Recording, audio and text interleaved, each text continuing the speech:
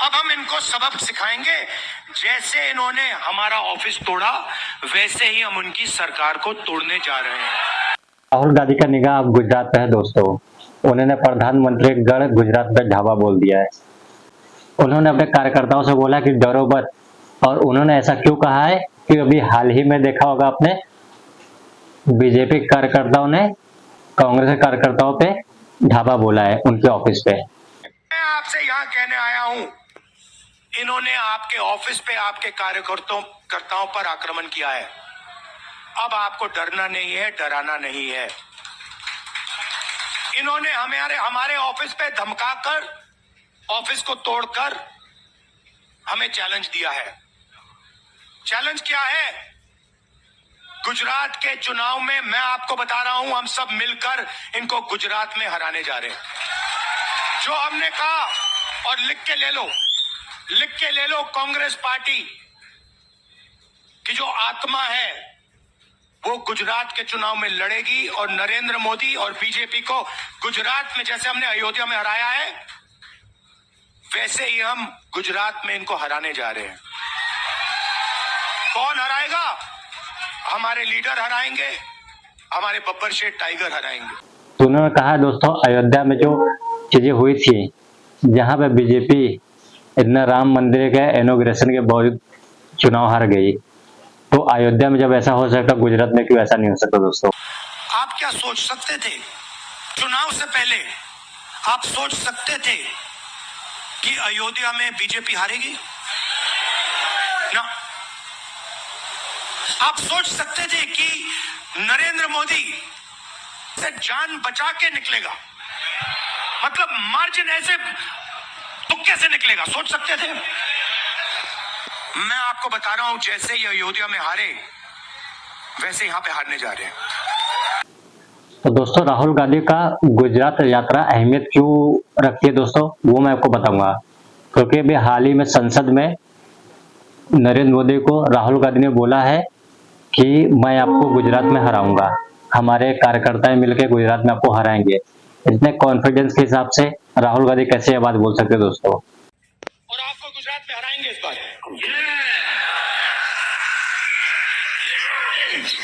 आप लिख के ले लो, आपको ऑपोजिशन इंडिया गठबंधन गुजरात में हराने जा रहा है।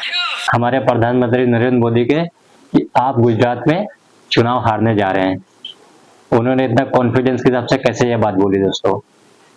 तो दोस्तों, बीजेपी कार्यकर्ता ने जो कांग्रेस के कार्यकर्ता पे हमला किया था, उनके ऑफिस को तोड़ा था, तो राहुल गांधी वो सारे कार्यकर्ता से मिले जो कि पुलिस स्टेशन में बंद थे, और उनसे मिलके उनके दर्द में शामिल हुए दोस्तों। और अभी गुजरात में बहुत सारे ऐसे हादसे हुए जिसमें राहुल गांधी ने वो दर्द में शामिल हुआ है, और वो अहमदाबाद में गुजरात में जाके इतनी बड़ी स्पीच दी है, वो भी हमारे प्रधानमंत्री नरेंद्र मोदी के गढ़ में उन्होंने इतना बड़ा स्पीच, इतनी बड़ी बड़ी बातें बोली है, जैसे कि अयोध्या में ऐसा लगता है अयोध्या में बीजेपी चुनाव हार ही नहीं सकती थी, पर हालांकि वहां पे चुनाव उन्होंने हार गया।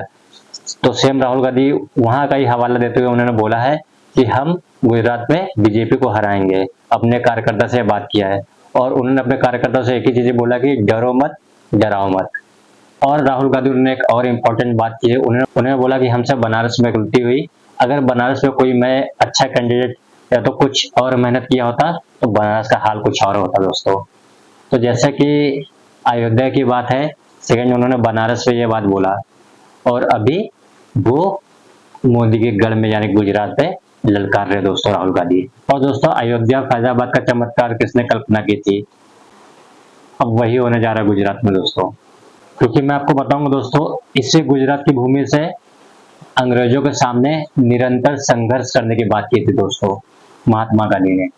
और आपको क्या लगता है दोस्तों कि वाकई राहुल गांधी जो स्पीच और जो स्टेटमेंट गुजरात में दे रहे हैं, इसका असर गुजरात में आने वाले चुनाव में पड़ेगा? तो हम देखेंगे, पहले राहुल गांधी की ये वीडियो देखते हैं दोस्तों। और हमारे प्यारे कार्यकर्ता बब्बर शेठ टाइगर, आप सबका यहाँ मैं बहुत दिल से स्वागत करता हूँ। पार्लियामेंट हाउस में आपने देखा होगा कि अजीब सी बात है,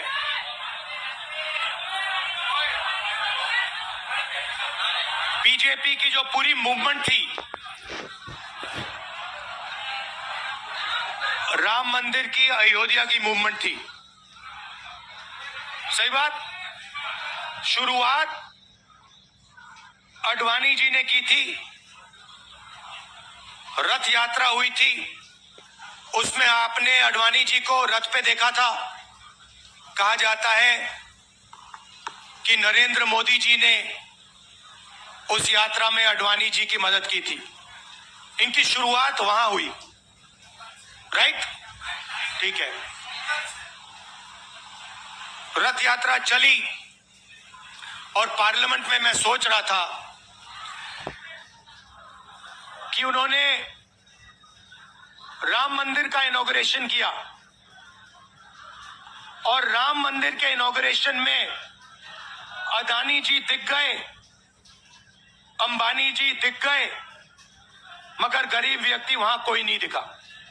आपने देखा होगा, टीवी पे देखा आपने। अब उसका नतीजा बताता हूं। पार्लियामेंट में मैं यहां बैठता हूं, यहां पे अयोध्या के एमपी बैठते हैं। देखा आपने उनका चेहरा, इंडिया गठबंधन के हैं, है ना। मैंने उनसे पूछा कि भैया आप मुझे एक बात समझाओ, ये बीजेपी ने अपनी पूरी पॉलिटिक्स अयोध्या की पॉलिटिक्स थी।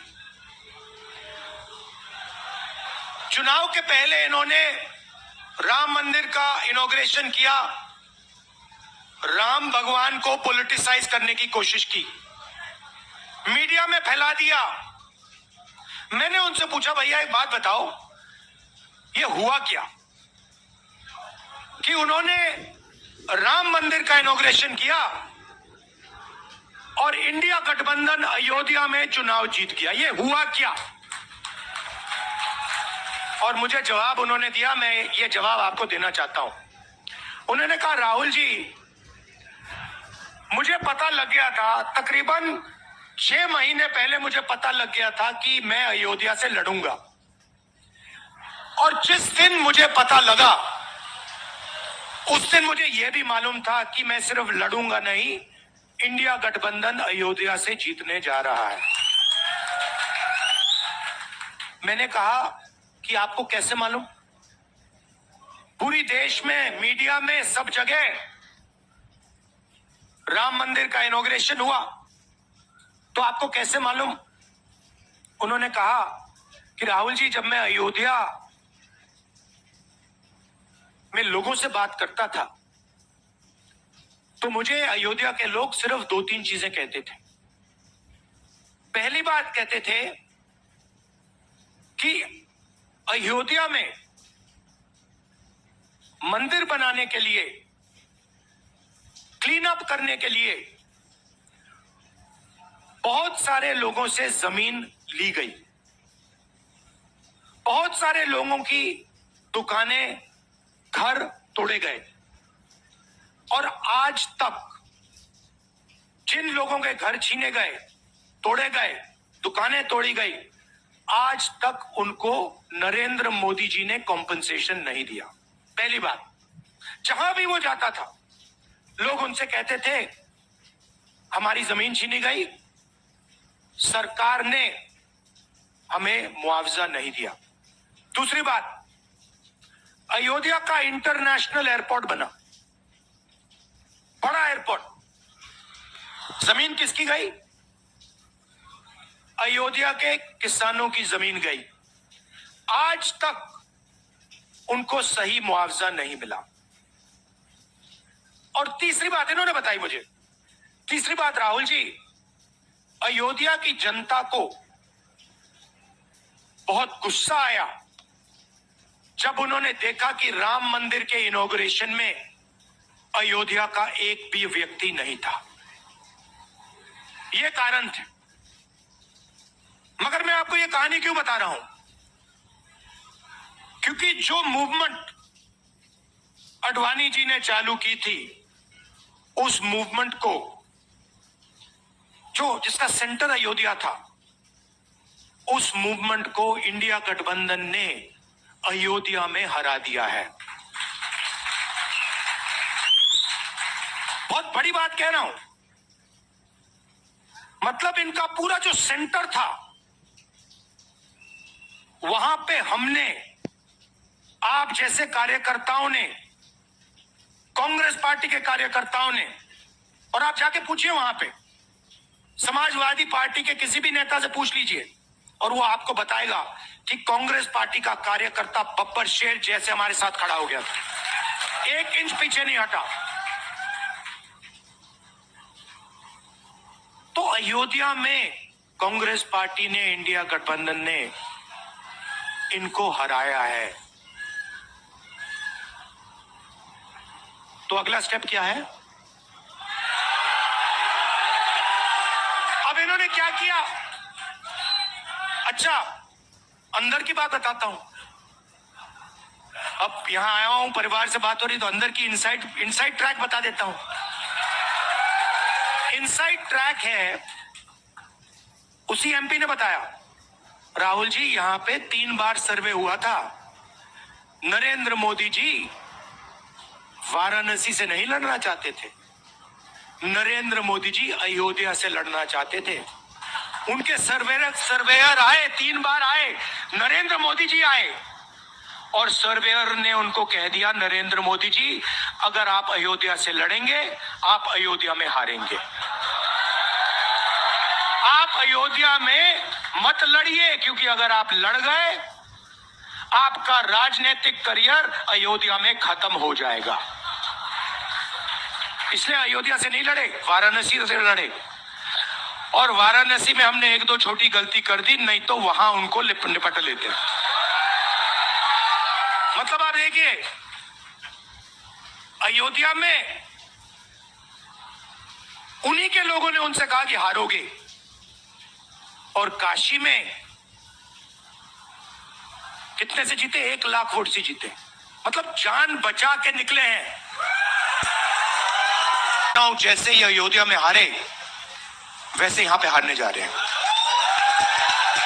और दोस्तों, राहुल गांधी के इस भाषण ने उनके कार्यकर्ताओं में ऊर्जा भर दी है। बिल्कुल भी विपक्ष जो है चुनाव के प्रचार में काफी लेट में आता है, जहाँ की बीजेपी स्टार्टिंग से ही अपने चुनाव प्रचार तंत्र में लग जाती है।